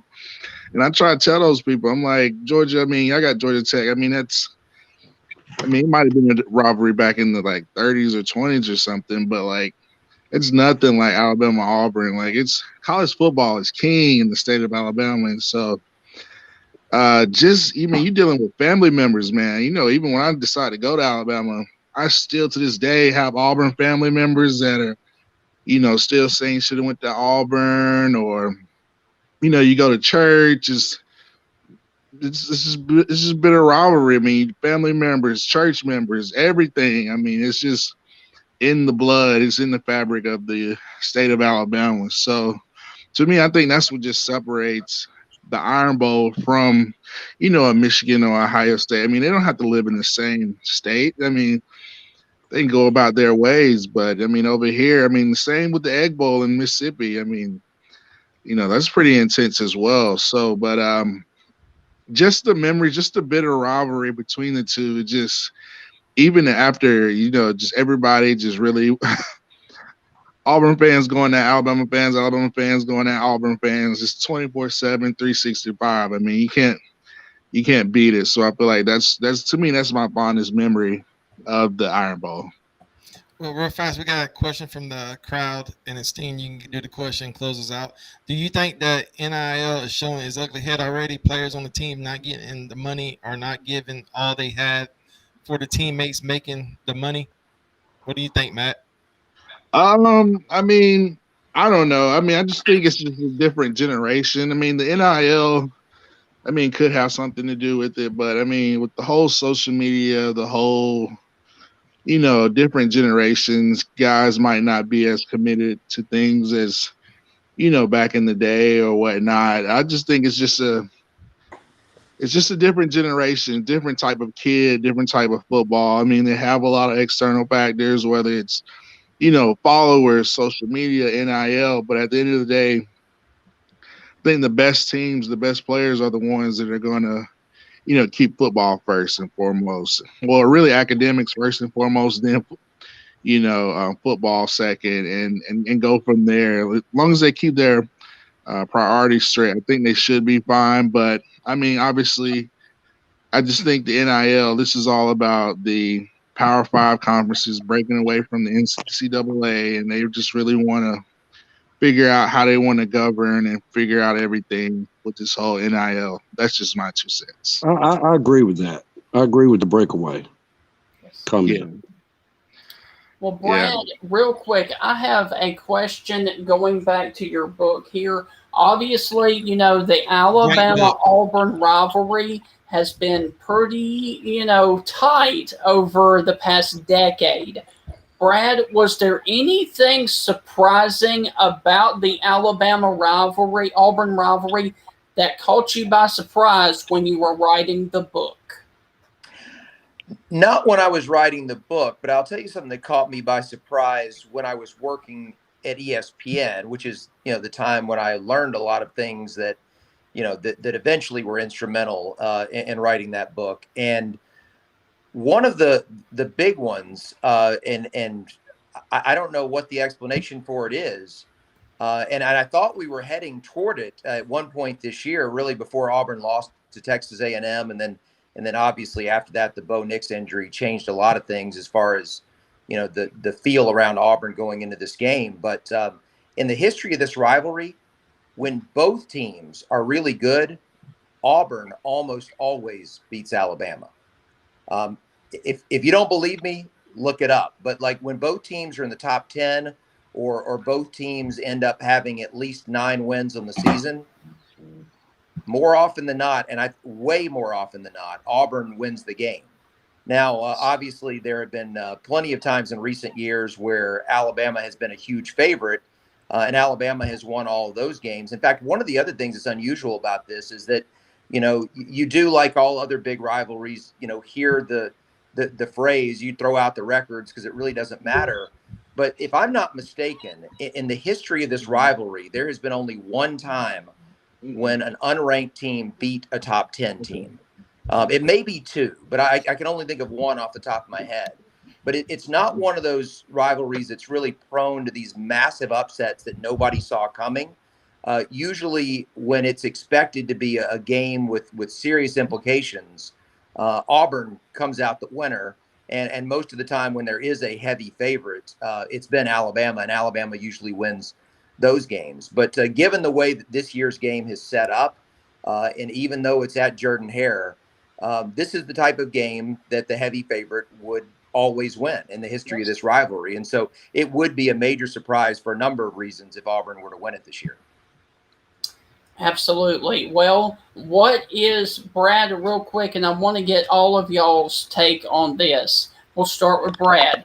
What is your most fondest memory of an Iron Bowl moment, either being a student in Alabama or being a broadcaster? Wow. I would probably go back to the 2009 game, because I was in Florida. I was my first year doing College Game Day on ESPN Radio, and obviously it was a weird day. That was the day that the Tiger Woods wreck became national news, and that was a lot of the talk in the sports world.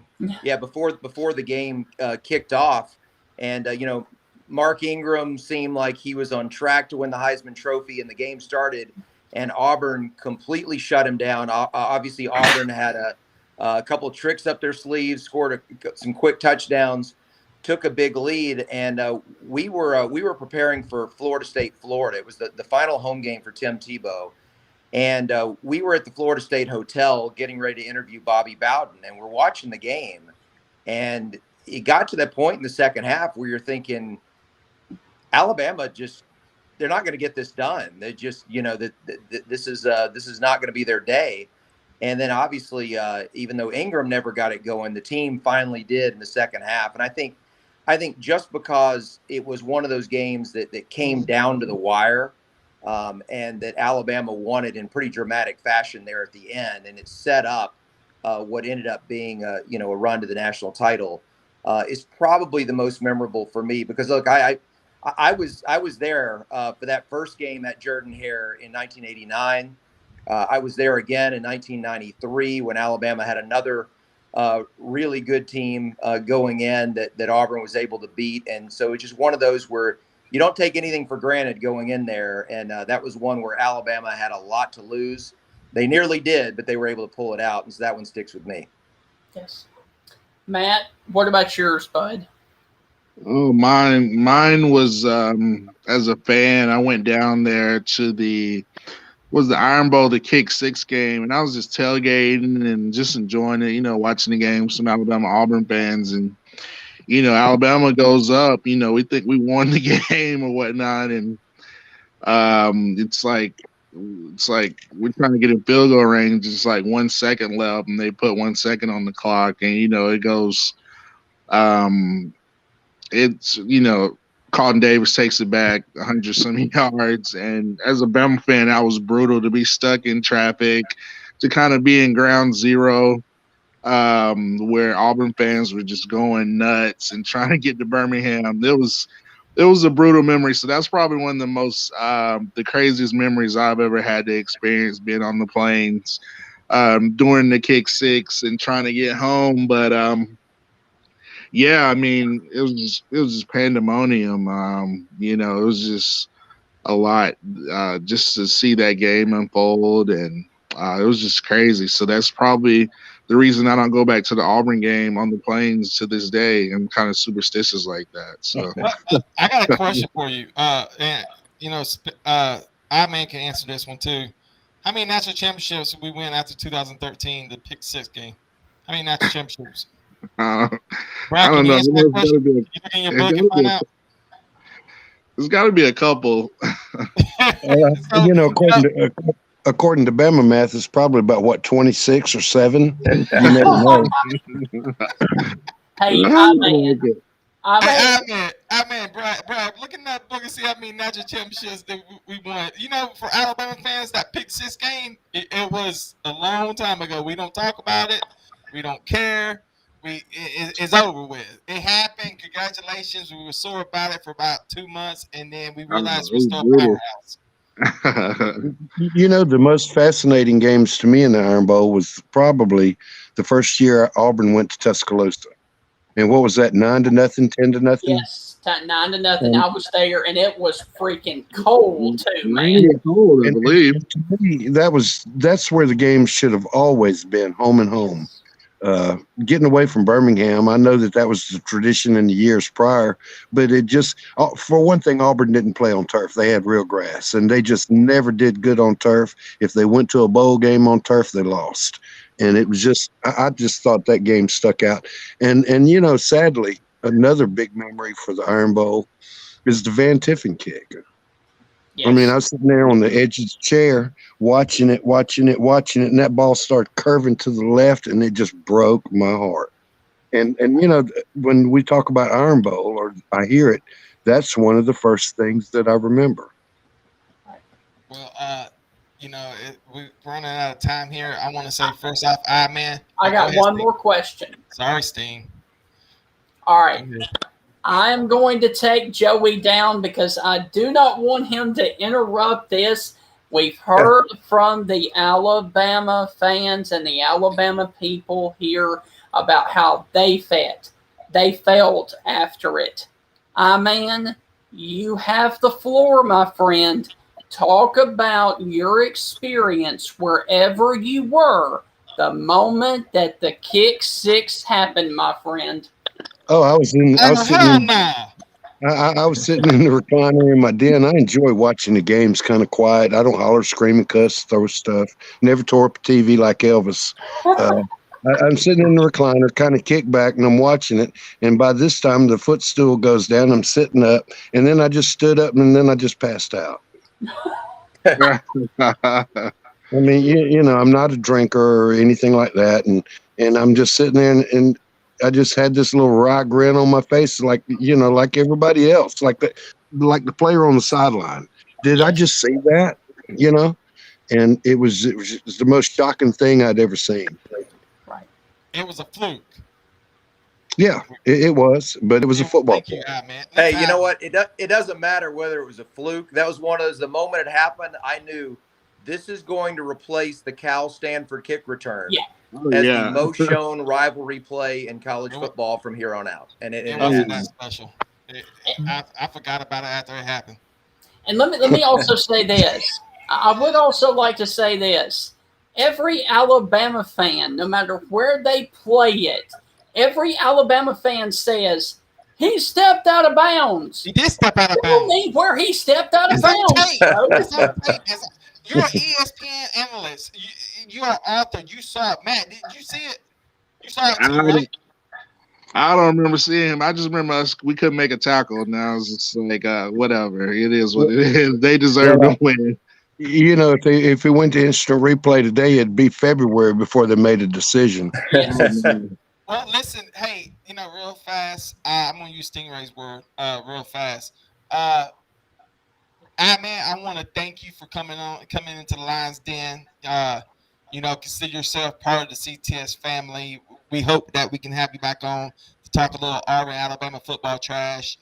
You showed nothing but class, and we enjoyed listening to you on the Finebaum show. Yes. Matt, you're a CTS family.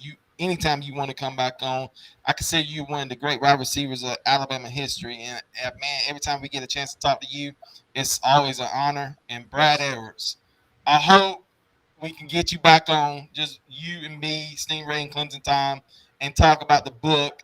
We didn't jump into it so much because we was talking about the rivalry between Auburn and Alabama, but the book is amazing.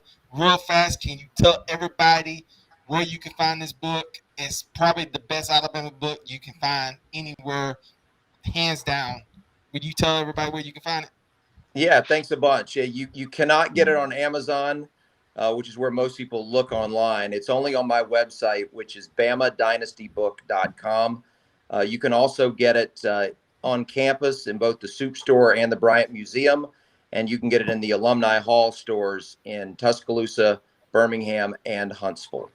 And I appreciate you having me on, letting me have the opportunity to talk about the book a little bit and to chat with you two and a couple of guys that I already know. I was kind of surprised. I've met Matt, and I have spoken with I-Man on the Finebaum show many, many times. So good to talk with both of you guys again. Man, Hey, I think I'm Brad, just you're one of blown my away. favorites. I'm over here listening to I-Man. I'm like, wow, I've listened to this guy on the Finebaum show multiple times, him and Tammy and everybody, and I'm like, wow, I was not expecting to be on here with the great I-Man, so that's pretty cool. Well, I thank you for the compliments, but I'm just a regular guy. Real fast, man, tell everybody where they can find you on social media and of course the Paul Finebaum show. Oh yeah, on Twitter it's Finebaum's I-Man, and then in Facebook Rusty Garner.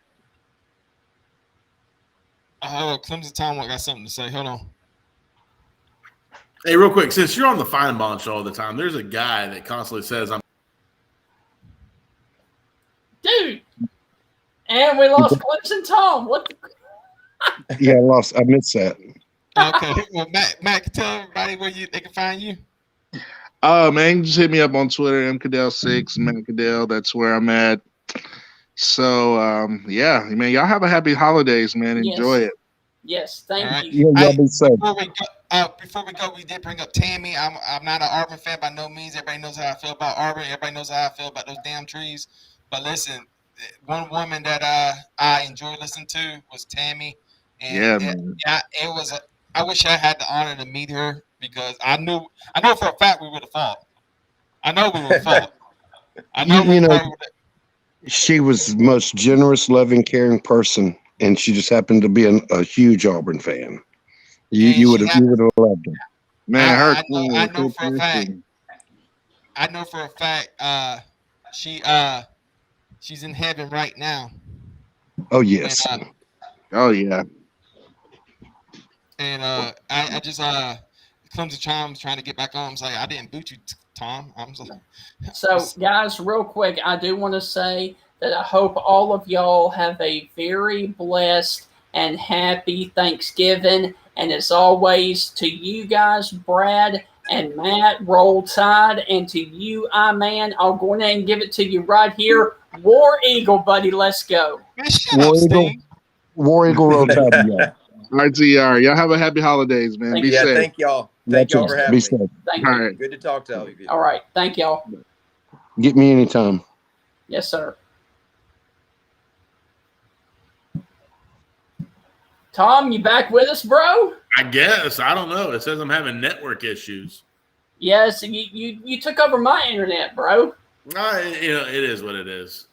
All right, What was so you gonna real ask? quick, Well, hold on. Dude. What was you going to ask? My battery's about to die. We've been on. Let's close this out, Sting. Clemson Tom's right. We've been on for a while. Let's can you hear us, Clems? all right, so real quick, Tom, Hey, hang on. Why he can't talk no trash? Shut the hell up, Clemson Tom. You can't say I bet you won't say nothing. Bet you won't say nothing. That's what I thought. Keep your mouth shut. all right, so Bitch. I would love to get him back on Word. because we need to pick the games of the rivalries in just a second. Okay. All right, Let's go ahead and pick the games of the rivalries just for a second, okay?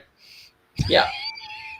So we got All right. Mississippi State, we got Ole Miss on Thanksgiving night. Joey, who you got? I got to take Ole Miss. It's like what I Seriously? told yes, it's like what I told Stevenson. I'm taking Ole Miss. I think Ole Miss is going to upset Mississippi State. I don't even think it's going to be upset. I think it's just Ole Miss is a better team. Nah, I don't know about that, man. Wait, I called Wake Forest and Clemson, and nobody believed me then. I'm telling you, Ole Miss is going to win. Okay, there's Tom. Hey, What's up? I'm on my phone. My battery on my computer died. I don't have my charger with me. So I had to get on my While phone. you was gone, I don't want to be a snitch, but while you was gone, Stingray called you a bitch. Actually, no, man. You know that's not true. I know it's not true. Your blinds are suspect there, Chief. All right, listen. So real quick. By the way, sorry for interrupting you, Sting. He's gonna get. Why is it when Clemson Tom is playing behind the scenes, you get on to me? Because you're the idiot, not me. Did you get Clemson Tom a text? No, Yes. because I have a better internet connection than you. I have a better microphone than you. You don't have a better You're hairline talking than me. like this. Look, your audio is worse than the cheap ass blinds behind you. Those blinds are $100. 100, you got ripped off, buddy. You got ripped off. Again. I can't even understand you. It's like you're talking into a paper cup. All right. Okay, guys, real quick, let's get back to it. Joey just picked Ole Miss to beat Mississippi State. Tom, who you got? I actually also have Ole Miss. I think Ole Miss is going to get it. Really? Yeah, I don't see how Mississippi State's going to win. Well, I don't know anything about them. I'm just going off of hype. I'm going off all the the hoopla. I'm going with Ole Miss. You know me, man. I got to go with my Bulldogs. So I'm going with the Bulldogs right here, winning at home, Cowbell Nation. All right, let's move to the biggest rivalry in college football inside the state of Alabama. Joey, take it away. Alabama, Auburn. That's a stupid question. Alabama is going to blow Auburn out. Auburn don't have a chance. And after Alabama wins, I'm going to those trees and I'm pissing on them. I'm pissing on those damn trees because nobody gives a damn. Harvey Updike was a hero. He wasn't very smart, but he was a hero. And quite frankly, nobody gives a damn about those damn trees. And I'm going to tell you something else. Roll Tide. Tom, who you got, bro? I really hate to pick Alabama, but they're going to win. Bo Nix is trash. He's not Joey, playing. go ahead and put some money on Alabama to win and cover and buy yourself some new blinds. Bo Nix is hurt, bro. He's not playing. I don't know. See, there you go. No one knows anything about Auburn because nobody cares. And I'll put my blinds up. My $100 blinds. Put money on Alabama and buy you some new blinds. Okay, all right. I'm not telling you. Roll Tide, Joey, more like shut roll up. blinds. Joey, can I Why get you keep telling me to shut up? Tell Clemson Tom to shut up. You're the idiot of the group. Tell Clemson Tom to shut up. You're so Little scared idiot. it's Clemson time. I want you to tell Clemson time to shut up. No. All right, here we go. Joey, let's do it together, man. Roll Tide. Roll, baby. I got Alabama. Okay. Now let's talk about South Carolina and Clemson. Yes, I'm sir. actually picking, like I said, I'm going for Clemson. Everybody's shocked about this. I picked Clemson to beat Wake Forest, and I'm picking Clemson to beat South Carolina. Stingray, well, Clemson Tom, your thoughts? Hell no, man. Go Tigers. We're going to beat the daggum Coots, put them in the ground, burn the city down, 7 p.m. I don't give a shit what time we play this game. They want to go, 7 p.m. is going to get rowdy. I don't give a shit. I hate you. You hate us. Ass kicking commits at 7:01. Make sure you're going to be there. We're going to burn the city down. We're going to steal your girlfriends. Actually, we're probably not going to steal your girlfriends because they're ugly and they probably got something on them. Something's wrong with Columbia. I hate the entire city. Go Tigers. You know, honestly, I hate the whole city of Auburn, to be honest with you, but I hate them because they stuck up. Oh, God bless. Go Tigers. Good job. Stingray, who you got? The Cox are hard to beat at home. As Did you? Auburn. Whoa. Did you say when you're at home you can't beat the Cox? No, the Cox are hard to beat at home. Ask Auburn. Cocky gets it done over Clemson, bro. You know, that's funny because when I'm Sting, at home, go on your phone. Hold Go on, on your phone. Click contacts. Whoa. Type in my name. Scroll down to the bottom where it says edit and go delete contact. Okay? I ain't gonna lie to you. When I'm at home, I got like so many kids in the house. It's hard to beat my cock. Why you gotta take it dark like that? Why is your hairline gotta be taken dark out? I mean, take your hat off. Let's talk about some hairlines. Take your hat off. No. Yeah, exactly. Because when you salute, it's back here, son. At least mine's a little Eddie Munster. You couldn't go to the Army. You'd be like, attention. You'd be like, yes, sir. Ladies and gentlemen, this has been one of the best shows. This has been one. Yeah, you see, Stingray. Why don't you tell Clemson Tom to shut up? Time out. This weekend, Stingray, I want you to rent a movie. It's called Band of Brothers. Watch it. Okay, we'll do, man. And then remember me. After you watch it, you remember me, and you remember that you picked the Gamecocks. Okay. Hey, the millions and millions wants us to close out. So let's close out. Ladies and gentlemen, this has been Rivalry Week. Delete my number. I don't know what game you're watching. I'm watching Auburn, Alabama. Clemson's watching South Carolina and Clemson. Delete my number. Stingray's watching Mississippi State and Ole Miss. You think you know somebody.